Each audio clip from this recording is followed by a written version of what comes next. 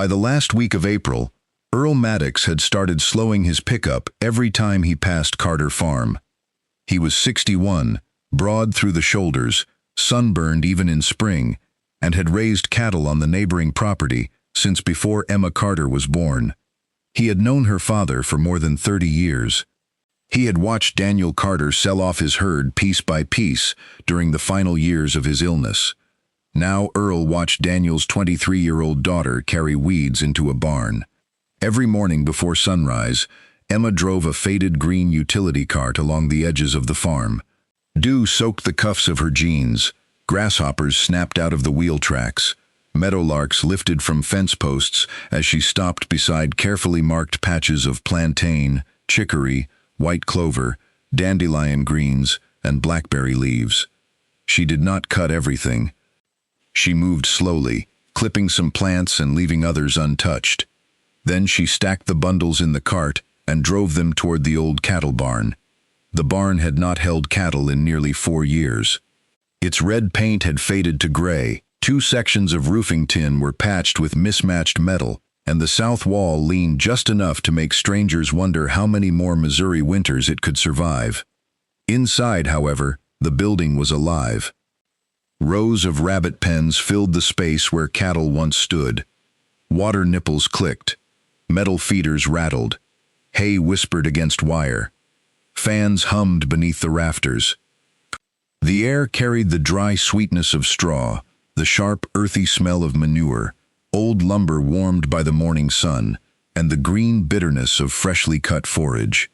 At the busiest point in the production cycle, nearly 300 rabbits moved through the system, breeding animals, young growers, and replacement stock.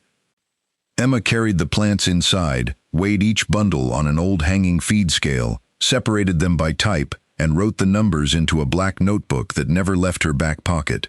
From the road, none of that looked careful. It looked desperate. By May, the story around town was that Emma Carter had run out of money for feed and was trying to keep hundreds of rabbits alive on weeds. Walter Briggs, who owned the local feed store, noticed that Emma's pellet purchases were smaller than people expected for an operation her size. Harold Whitcomb at First County Bank knew exactly how little money Carter Farm had left. Earl simply believed the girl was too young to understand how quickly a farm could disappear. One morning, he stopped beside the fence while Emma was cutting chicory. He rested one hand on the open door of his pickup and looked past her toward the old barn. Your daddy would have known better than to bet a farm on rabbits. Emma stopped cutting for 1 second. The clippers remained in her hand. Then she bent down, gathered another armful of chicory, placed it in the cart, and walked toward the barn. That was the only answer Earl ever got. 8 months earlier, there had been no rabbits on Carter Farm. There had barely been a farm left to inherit. Emma was 23 when her father, Daniel Carter, died after a long illness. For most of her childhood, the farm had felt permanent. There had always been cattle crowding the lot at feeding time, tractor engines coughing awake before sunrise, muddy boots beside the kitchen door, and square bales stacked high enough for Emma to climb when her father was not looking. Then the years began taking pieces away. First came drought, then weak cattle prices, then hospital trips, then medical bills. Daniel sold the newer tractor before Emma understood how serious things had become. The following year, most of the cattle were sold. By his last winter, even the remaining cows were gone because there was not enough cash left to buy hay. After the funeral, Carter Farm became painfully quiet. The farmhouse still smelled faintly of coffee and the cedar shaving soap Daniel had used. His blue work jacket remained hanging beside the mudroom door for nearly a month because Emma could not bring herself to move it. Outside, the property told a harder story. 34 acres, an 80-year-old farmhouse, a Ford tractor that leaked hydraulic fluid, a broken manure spreader, 600 feet of failing fence, a cattle barn with daylight showing through parts of the roof, pasture that had lost fertility and thinned badly, almost $58,000 in farm loans, overdue accounts, and expenses accumulated during Daniel's illness. Harold Whitcomb laid the numbers out for Emma less than 3 weeks after the funeral. He had been Daniel's banker for years. He was not rude. He did not need to be. The figures already said what he could not soften. The farm no longer produced enough income to support its obligations. Selling part of the acreage would reduce the debt. Selling all of it would end the problem. Emma left the bank with a folder pressed against her chest. Outside, August heat shimmered over the parking lot. She climbed into her father's old Chevrolet pickup and sat behind the wheel without starting the engine. For the first time since the funeral, she felt frightened by something larger than grief. A farm did not have to burn down to disappear. It could vanish through deadlines, signatures, interest, and numbers printed in black ink. Emma drove home without stopping anywhere. For the next several months, she did not try to rebuild the farm she remembered. She tried to understand the farm that remained. That difference changed everything.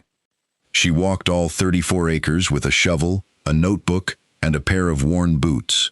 She dug into soil that crumbled like dry cake on the ridge and formed tight gray clods near the old cattle lot. She watched where water gathered after rain. She marked where the ground stayed green longest. She noticed which plants survived in places where the grass had failed. At night, she sorted through decades of farm records, fuel receipts, calving dates, hay yields, veterinary bills, rainfall measurements. Then, in a wooden cabinet behind the farm office desk, she found 3 notebooks that had belonged to her grandfather, Thomas Carter. The oldest was more than 40 years old. Thomas had written down things Daniel had never thrown away: where clover returned without reseeding, which corner of the north pasture stayed damp, which plants cattle browsed when summer grass disappeared, where soil washed after heavy rain, where certain broadleaf plants stayed green after shallow-rooted grasses browned. One sentence had been underlined twice. The poorest-looking ground was not always the least useful ground. Emma kept returning to it. The north pasture looked terrible by local standards. Blackberry had pushed beyond the hedgerow. Chicory appeared in blue-flowered patches. Plantain filled compacted ground. Dandelions spread near the old orchard. White clover crept into areas where grass had thinned. A conventional recovery plan would have required herbicide, fertilizer, reseeding, mowing, fuel, and time. Emma did not have enough of any of them. She began looking for an enterprise that fit the land she actually had instead of the farm everyone expected her to rebuild. Rabbits first appeared in her notebook as a column of figures: small acreage requirement, manageable infrastructure, fast reproductive cycle, multiple potential markets, valuable manure, possibility of using carefully selected forage as a controlled supplement. The idea looked ridiculous beside the $58,000 debt figure.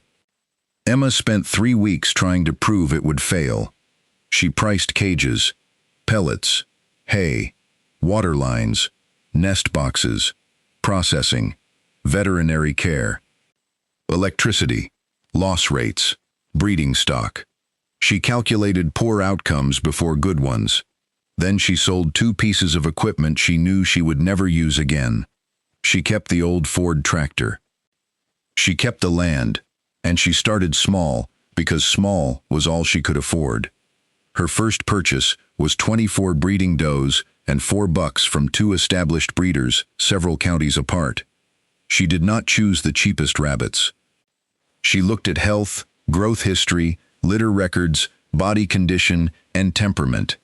Between the initial breeding animals, basic cages, water lines, feeders, and repairs to one section of the old barn, nearly every dollar from the equipment sale was already committed. For the first few months, the barn still looked mostly empty. Emma bred only part of the group at a time. The first litters taught her more than any book had. Some does raised almost every kit. Others lost half a litter. Some young rabbits grew steadily without wasting feed. Others ate heavily and still failed to reach the weights Emma needed. She recorded everything. The squeak of the hanging scale became part of her mornings. Weight, litter size, growth, mortality, breeding interval, feed consumption, temperature, humidity. She sold market animals but kept selected young females from the strongest litters. By late summer, 24 breeding does had become 38. By winter, Emma was managing 51. She refused to expand merely because rabbits could reproduce quickly. Every additional breeding animal meant another pen, another water connection, more feed, more cleaning, more heat load, and more risk. So the herd grew only when the previous group paid for the next one. Money from processed rabbits bought wire. Breeding stock sales paid for nest boxes. The first manure customers paid for another section of water line. Nothing expanded ahead of the cash that could support it. Then, just as the numbers started improving, a respiratory problem appeared in one section of the barn. Emma isolated the affected animals. She stopped breeding in that group. She disinfected equipment, improved airflow, and culled poor performers. For nearly 3 weeks, the herd moved backward instead of forward. Emma wrote down every loss anyway. By the following spring, the system stabilized. 70 breeding animals became 90. Young growers filled the remaining pens. Another generation of replacement females came from the most consistent lines. 14 months after the first 28 rabbits arrived, the total population moving through the operation at peak periods was approaching 300. They were not 300 breeding females. They were breeding stock, replacements, and growers. And Emma had not bought 300 rabbits. She had built the herd 1 litter, 1 cage, and 1 paid invoice at a time. That was when people outside the farm finally noticed the scale of what she had done. And that was when the weed story spread. Emma never fed random plants. Anything she could not identify with confidence stayed outside the barn. Anything growing near sprayed areas stayed untouched. Known toxic plants were excluded completely. Fresh forage remained supplemental. The rabbits still received good hay, clean water, and properly formulated feed. Emma was not searching for free nutrition. She was trying to reduce feed pressure without gambling with animal health. She divided the farm into harvest zones. Some areas were cut, others rested. Some were left untouched for flowering and regrowth.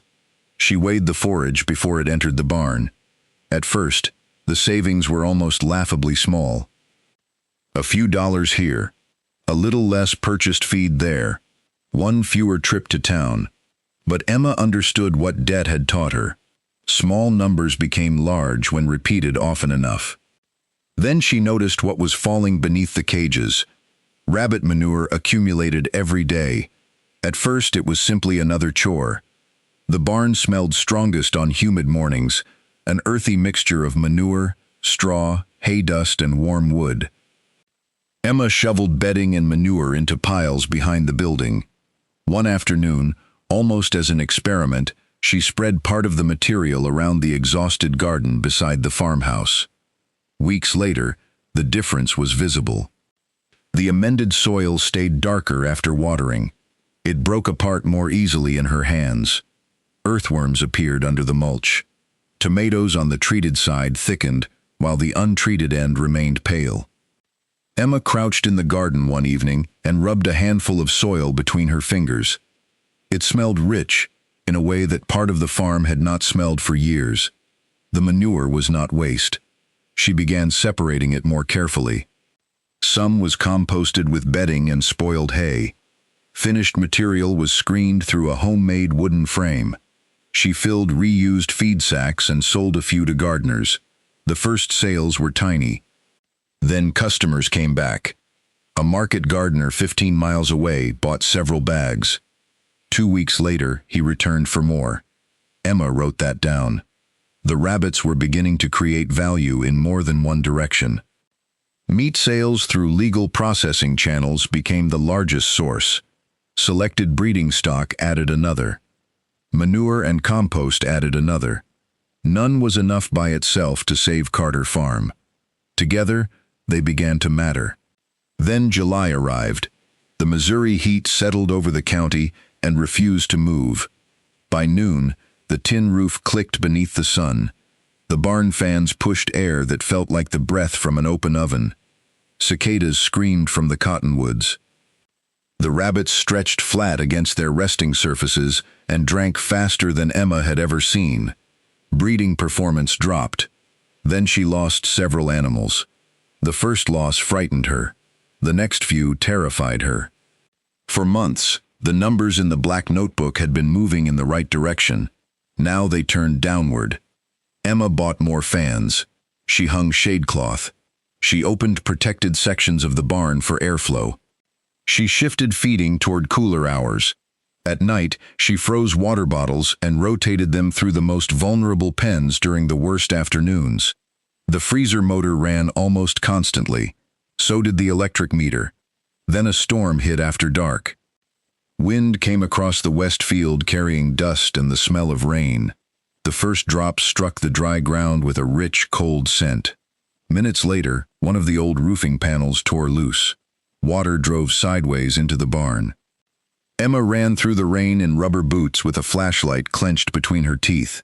The roof hammered above her. Wet hay stuck to her gloves. A frightened rabbit kicked hard enough to open a red line across her wrist.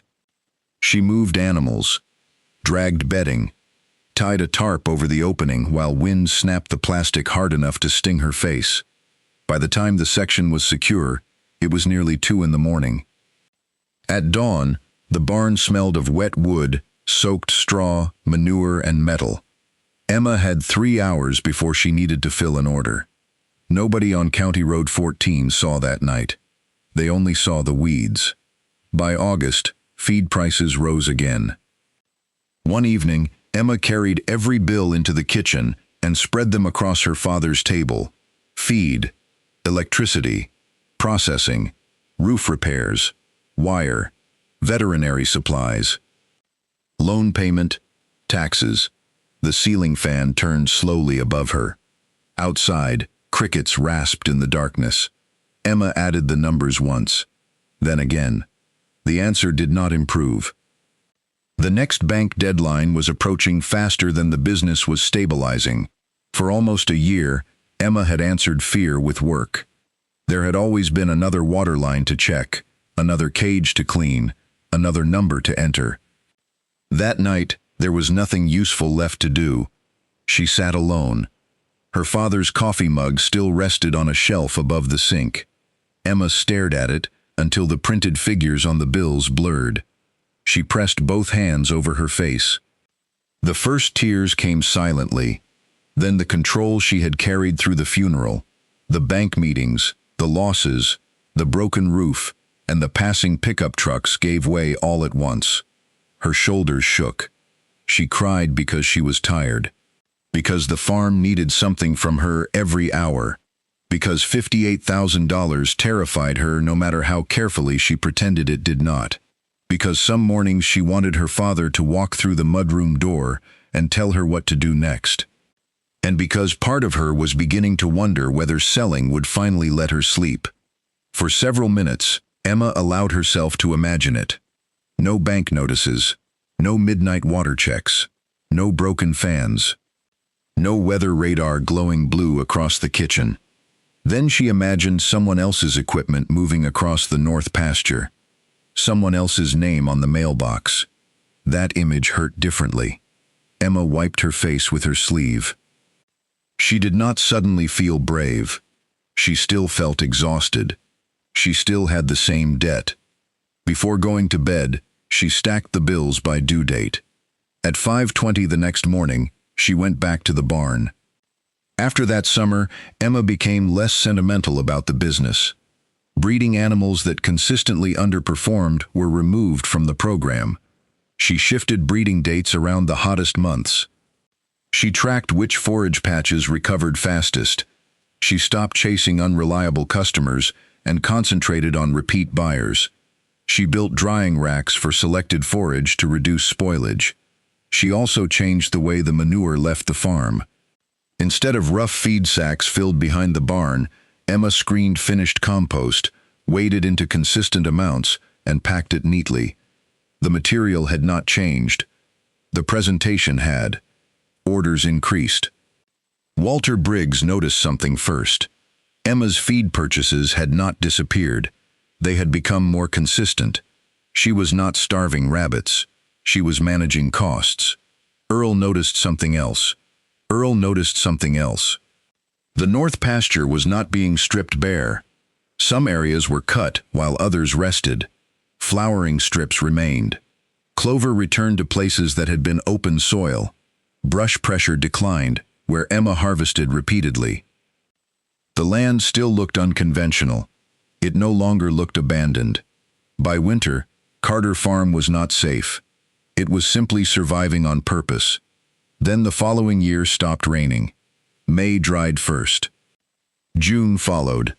By July, the county had turned the color of dust. Pastures faded from green to gray-green to brown. Pickup trucks left clouds over gravel roads that hung in the air long after the engines disappeared. Ponds pulled away from their banks. Cattle crowded under every patch of shade. Hay prices climbed week after week. At Briggs Feed and Supply, farmers arrived earlier because they were afraid certain feeds would sell out. Earl Maddox began feeding hay months before he normally would. His hay barn emptied at a pace he had never seen. Carter Farm suffered too. Emma never pretended otherwise. Clover slowed. Grass stopped growing. Some forage sections had to be rested completely. She increased purchased feed where necessary. But her operation did not depend on 34 acres of perfect grass. Deep-rooted chicory stayed useful longer than shallow-rooted pasture. Plantain held on in compacted ground. Blackberry leaves remained available along shaded edges. Emma harvested selectively. She never took everything. And the rabbit system required far less acreage than rebuilding a cattle herd would have demanded.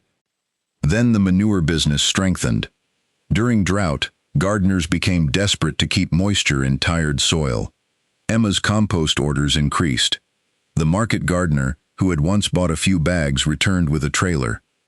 A nursery contacted her. Then another vegetable grower. Something the town had viewed as waste became one of Carter Farm's most reliable supplemental income streams. Earl stopped slowing down to laugh. Now he slowed down to study the fields. By October, Emma had one problem left. The date circled in red on her kitchen calendar. The bank had given her until early winter to bring the farm loan current and demonstrate that the operation could support future payments. Emma had seen that circle every morning for almost a year. On the Sunday before the appointment, she carried a cardboard file box into the kitchen. She began before sunset. Processing receipts went into one stack. Breeding stock sales into another. Manure and compost invoices into a third. Then came feed bills, utilities, repairs, veterinary expenses, packaging, equipment. Emma included everything. She refused to make the farm look better on paper than it was in reality. The room darkened around her. She switched on the yellow lamp above the table. Outside, dry leaves scraped across the porch. The refrigerator clicked. The wall clock moved past 10, then 11. Emma entered the final sales figure. She stopped. Gross revenue from the rabbit enterprise had crossed $65,000. She checked the figure, then checked every supporting line beneath it. It was not $65,000 of profit. Feed had cost money. Processing had cost money. Electricity, repairs, losses, veterinary care, packaging, and equipment had cost money. But the operation had produced enough after expenses, combined with savings from supplemental forage and other modest farm income, to make the bank payment Harold had required. Emma printed the records. The old printer trembled as each sheet slid into the tray. She placed them in order. Then she recalculated the payment one more time.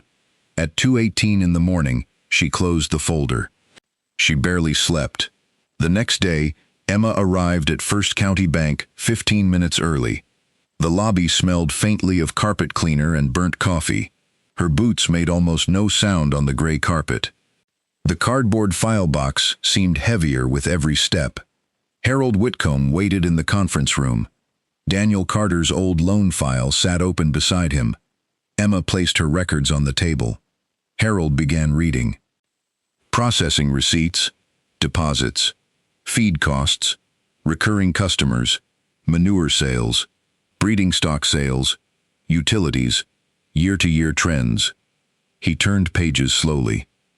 Emma sat across from him with both hands under the table because she did not want him to see them shaking. The wall clock clicked behind her. A telephone rang somewhere beyond the door. A copier started, stopped. Harold removed his glasses and rubbed the bridge of his nose. Emma's stomach tightened.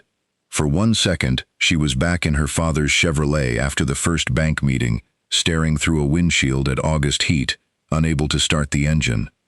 Now a different stack of paper lay between them. Harold turned to the final revenue page. More than $65,000 in gross annual sales from the rabbit enterprise.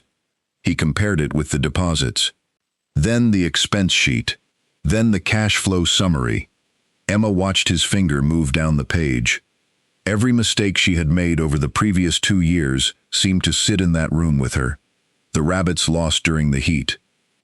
The breeding group she had culled. The roof panel in the storm. The nights she had wondered whether the whole operation was too small to matter.